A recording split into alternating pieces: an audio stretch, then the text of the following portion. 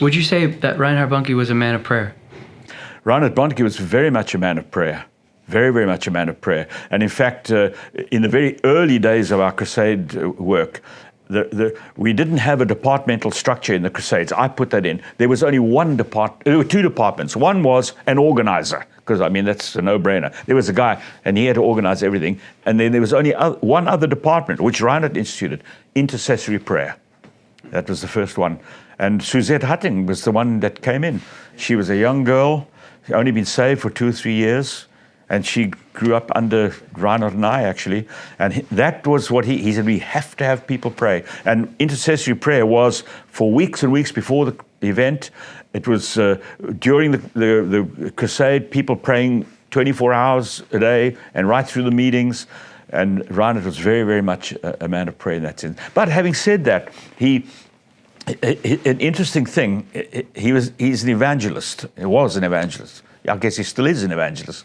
When it came time for crusade, the style in those old days was fasting and prayer while the crusade was on, you know.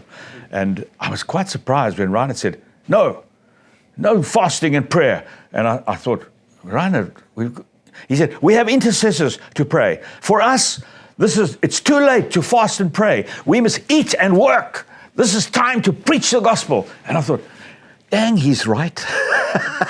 He's right. And that was it, you know. So on crusade, he would pray in the afternoon. I would join him when I could. Very often I was running around like a blue-tailed fly because, you know, we didn't have the structures we have today, and I pretty much a lot of stuff fell on my neck, let me put it that way.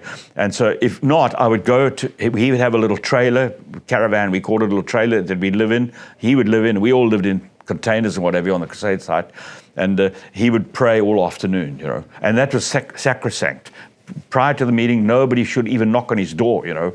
And I would join him for not much, but maybe an hour or two of that every day. And that, yeah, he was a man of prayer. He believed in prayer.